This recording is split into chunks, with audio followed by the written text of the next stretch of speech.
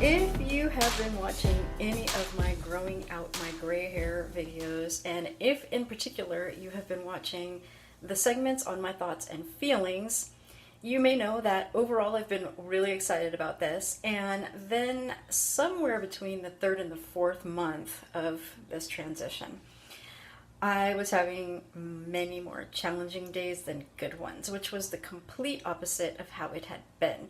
Up until that point, I was just really excited almost every single day, couldn't wait for it to grow out, and was just totally digging pretty much everything about it. And so if you saw my thoughts and emotions, I think that's what it's called, my thoughts and emotions, growing out the gray thoughts and emotions, month 3 to 4, something like that. Um, you probably recall my having reached a point for a lot of the section of that month where it was a good couple weeks, 2 3 weeks within that month. Things had gotten to the point where I was kind of startling myself every time I passed the mirror. And I think that there has been a little confusion because there was something in some comments that made me think that maybe there was some confusion that I wasn't liking the color of my silvery gray hair. And that's never been the issue. I've always enjoyed the color. But what happened was once it got long enough and it got to the point where the brown part tipped back more, I was just seeing this new color over my face. Whereas before that point, I had always just seen brown. Even when my hair was just this much grown out with the silvery gray, there was the brown on top. If you go back and look at some of my earlier videos in my journey of growing out the gray, you can see that although you can kind of see the new growth, you still see this brown on top. So I didn't realize that that was still giving me like this overall impression, visual coloring impression of the coloring I've always pretty much seen around my face. And once it got long enough to where that brown was pretty much no longer showing, and keep in mind, I put my hair back a lot when I'm just at home working, okay? That when I would pass myself in the mirror, I'd be like, oh, I'm just not used to seeing myself with that color. But I think the same would have been if I had chosen to do blonde highlights, which I've never done anything like that. I've never done any like bright highlights or any highlights really. I've never made my hair pink or blue. I think if I would have chosen any of those colors after seeing myself with this color hair for over 20 years, that I would have, just as I was passing the little, the little vanity mirror on your way in to use the restroom, you kind of turn and look at yourself and you're used to seeing what you're used to seeing. And if you're kind of not thinking about it, you're kind of like, whoa, I'm just not used to seeing that color. So that was what that was about. I've never not liked the silvery color. So anyway, what has happened since then is it took about another 2 weeks or so from when I filmed that video to where I actually got used to seeing myself with this color. And once I actually got used to seeing it, and I was no longer surprising myself when I would catch my reflection, like, oh yeah, I have this color hair now. And I'm not sure if I like it because I'm just not used to seeing it. That's what was really going on. I didn't quite know that at the time. I really was questioning, do I like myself with this color? I never disliked the color. I just was not used to seeing myself with a different color. And I really want to share this because if you're going through this transition and you're early in, or if you're thinking of going into this transition but haven't started yet, you may reach this point where even though you may prepare yourself with all these videos and all these pictures and you think you've got it nailed down, which is exactly how I was, there may be some parts that surprise you that even though you've thought you've prepared, some things just, at least for me, have really caught me off guard. And that may happen for you, it may happen for other people, and that's like the part of the point of me sharing these videos is I really want to be able to help anybody else come through it as easily as possible. So it's important that I now want to share. I wanted to be really honest then about the challenges that I was having. I felt that that was important. I felt that being really honest and transparent about it and not coming onto the video screen and pretending everything's like, I've never pretended. I've always been really authentically honest about everything that I've been experiencing along the way.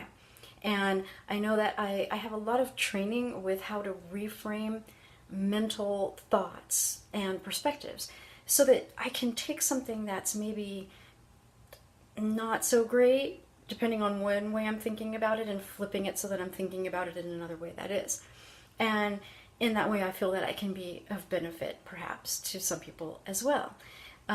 So nothing I have shared on any of my videos has been faked. And as such, I felt that it had been very important to share with you when I was going through a really difficult time. I was banking on the fact I would pull through it on the other end, but of course, one never really knows how these things are going to go.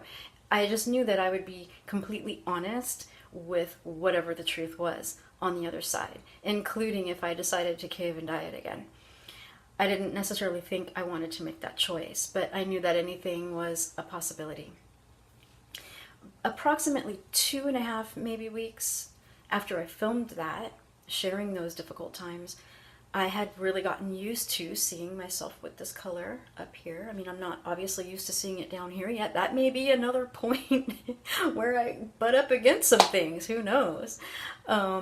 So maybe this growing out slow is kind of good in a way. You know, it maybe can help some people get used to it a little bit more gradually instead of pooh.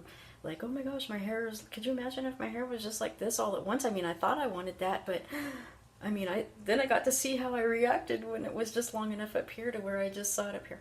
So anyway, once I got used to seeing myself with this color, I actually then started to notice how much better it makes my skin look. I started to realize that my skin actually looks a little more tan next to this silvery color. I'm not sure how it's reading now because for my videos I tend to keep it down. I think it just looks a little bit better this way, like a little more, I don't know, pretty, I guess, than the way that I normally keep it around the house.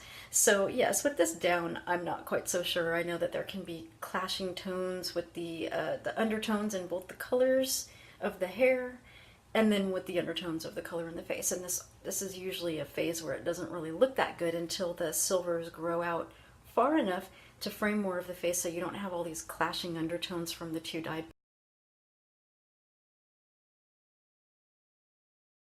parts and then the skin color going on. But when I'm looking at just the new growth next to my skin color, my skin actually looks a little bit more tan. Now, I have noticed there's been a couple of fabrics I had come across at various points in my life. I used to sew, I used to make costumes and different things. And I had seen a white fabric. Now, I had also gone to art school for many years, and in every art class I ever went to, we discussed the color wheel, color theory, all these things. So there are so many different shades of white, and there are so many different shades of black. I mean, there are so many different shades of all of the colors in reality, and a lot of people don't know that. And this is why trying on a wig to see if you'll look good in a different color doesn't necessarily work, because you don't know if the undertones in whatever color you think you might like to try on yourself are the same undertones as what is even going to be in the dye that you then put in your hair. Or in this case, with going to your natural silver, probably chances are the undertones in your silver hair are going to be very different than the undertones in any kind of a wig. And so you can't really judge what you're going to look like by trying on a wig necessarily, or even dyeing your hair. I heard someone wanted to see if they would look good with their natural white hair, so they decided to dye it white, and then they thought that they looked washed out. Well, chances are the undertones from the color in the dye is not the same undertones as would be in your natural hair. And from what I'm seeing consistently in all the pictures that I've seen from all the women who have done this, and what's going on with myself now, and what I'm recognizing is that nature's got it figured out. And chances are really, really super high, if not 100% good, that the undertones in your particular shade of natural hair is going to look amazing on your complexion. Especially, it seems like I'm noticing if we're talking about the gray and the silver and the white range of hair color. Yes, I'm actually really enjoying how this color makes my skin look. Oh yes, I was telling you about the fabric. There was a couple of times I had found a fabric that I was even more pale than I am right now. I think I've been out in the sun gardening a little this year. I think I have maybe a little more color than I used to have, like typically, because I like never really hardly went outside and I was really, really white. And even then, I had found this white fabric, the undertones of which made my skin pop like beautifully. I mean, it made it kind of look like I had a tan. And that's what I am kind of noticing with my natural coloring here. So yeah, I've actually gotten over my, oh my gosh, I'm shocked from seeing myself with this color, to I'm used to it now. And now that I actually am used to it and I'm not startled every time I see it, I'm really realizing that I'm really liking the way that this is making the color of my skin look. So I would recommend, if you're and I don't look good in gray. Whenever I've tried on gray clothing, unless it's a dark charcoal gray, I don't look good in lighter shades of gray. But maybe it was just those undertones, because there's so many shades of gray, so many shades of white. When I was in art school, what the teacher then said, there's 32 shades of black, 32 shades of white. I think it could be more. I really do. But anyway, so just to put it all into perspective, one of the fears I had about possibly letting my hair grow out is every time I put on any kind of light color of gray clothing, I looked bad, like I was on my deathbed pretty much. So I was pretty scared as to how this was really going to go. In fact, I should make another little short video just about that, in case someone's looking up like a concern regarding that, because that was a very big concern of mine, since I didn't really look good in any lighter gray colors of clothing. I really was afraid that my natural color would make me look really bad. I was less afraid of that once I saw so many transition pictures from so many women. I wasn't so afraid of that. But what I had not imagined was that maybe, just maybe, my own natural color was going to make my skin pop beautifully, like those two magical pieces of white fabric that I had stumbled upon once upon a time actually seemed to do. So yes, at this point in time, I returned back to my very happy nature, my very happy mood about this whole thing. And I guess I wish it would go quicker, which is pretty much what most everyone feels when they undergo this.